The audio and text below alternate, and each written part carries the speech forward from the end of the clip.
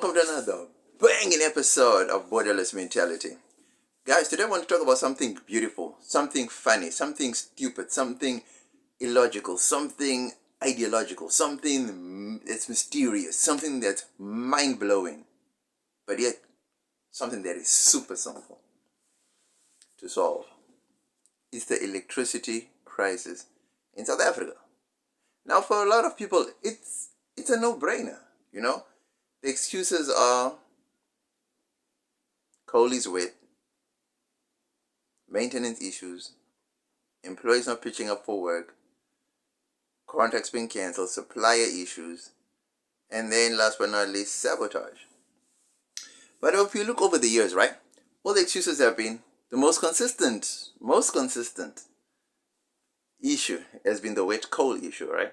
So one would think that a big company like Eskom, right, at the beginning stages of Eskom, at the building blocks of Eskom, they would have known that, you know, there's winter, summer, autumn, and spring, right? And they do know that it rains in summer, or it rains in winter, whichever province they're in Mpumalanga, they know it rains in summer possibly. They would cater for the rain. So you'd think that when the coal providers deliver the coal, they deliver it into an open yard, or maybe in a shed, in a barn, or in a storage facility, or if not, they dump it into this open ground, open field, open, I don't know, space, and then they'd get earth-moving equipment to move the coal into a sheltered area. Logically, you'd build a shelter over the coal. Then it would stop getting wet from the rain, and therefore you would have a constant supply of electricity. But I guess you need to be a rocket scientist to figure that part out, because it's hard to try and figure out why coal gets wet. I mean, how does coal get wet? I mean, it's just plain in the open. Rain is falling on the coal because it's out in the open. And then you sit there trying to figure out, now how are we going to dry this coal so that we can supply electricity? But then it hits you. No, we're not going to build anything. We're not going to shelter the coal. We're going to keep it in the open, and that's how we're going to keep rolling, with the rolling blackouts. And that's how we make our money. See? Clever, smart. The truth of the matter is this, right? There's politics at play here, and obviously politicians have their hand in this political game, or in this electricity game, right? The more the electricity supply remains broken, or the supply chain in electricity to the consumer remains broken, the more certain people benefit from that, which means they can charge more for the same coal that they've been providing over the years, right? Because now the current coal is wet, they're going to need dry coal. So if you need dry coal at short notice, they're going to offer it at a premium, because it's like short notice. You need dry coal as an emergency backup, right? That's done. Then on the other hand, you get the diesel, the logistics people, the truck suppliers. They also come in with the whole, oh, it's going to cost more diesel to go and get the diesel. And then that also adds to this whole corruption story. So my thing is this, right? If we really were serious about solving the electricity issue, why don't we just do the whole nuclear thing? But then again, problem.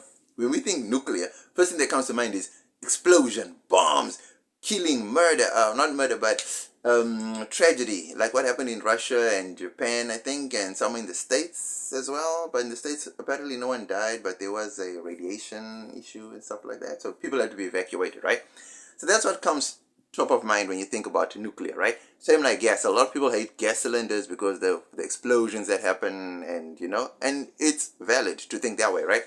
But if you come to look at it long term, extensive research was done, and they found out that fossil fuels kill more people than nuclear ever has, you know?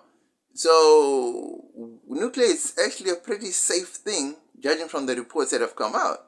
So if that's a known fact, why don't we move away from fossil fuels and move more into nuclear? Now, a lot of people are speculating about the disposal of nuclear waste because it's radioactive, right? But research again has shown that it's disposed of in a very safe manner. So why are we not going the nuclear route? Nuclear is not as dangerous as we thought, and it's easy to dispose of because it goes into silos, into these concrete things that last over 50 years, if I'm not mistaken, or about 40, 50 years before they disintegrate. And that's how they sunk into the ground.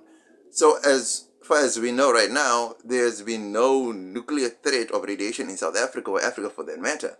So why are we not looking into this cheaper source of electricity, and that could provide us a more reliable source of electricity where we can have constant electricity, you know? So for me, I just feel like politics and politicians are holding this country ransom, if not even the country, the continent ransom, because almost everywhere in Africa, there's an electrical shortage. And this just seems to be a problem that can be solved, but there's lack of political will from the government side simply because there's someone from the political side that's eating or that's gaining from it. And that's the main reason why they don't want to solve the ongoing electricity crisis. Now, it's fair or it's unfair to the people that need electricity, that, that the politicians don't seem to care about it. Because apparently in South Africa, politicians don't get load sheddings in the areas they live in, so they don't see our plight, And it's a sad case that we have to fight for what's rightfully ours, what's supposed to be a human right, like water, like electricity, things that keep you alive and survive. Those things are supposed to be basic human rights, But then to deny people access to electricity and stuff that actually sustains life should be considered a human rights violation. That's just the way I feel, And another thing is the government should do more, not just on nuclear, but should do more with gas, more with hydropower, more with wind power, more with solar, Instead of just trying to keep fighting with this whole same scenario and trying to fix a broken thing, which they deliberately broke themselves, so that they could gain monetarily from it. So instead of feeding us the same narrative that this is broken, just kill the noise. Let's look for other sources, other renewables, nuclear, wind, gas, solar, like I said, and let's just solve the problem and let's just move on. And you can find other ways that you can milk money from, and let's leave the general populace at ease, knowing that they've got a constant supply of electricity.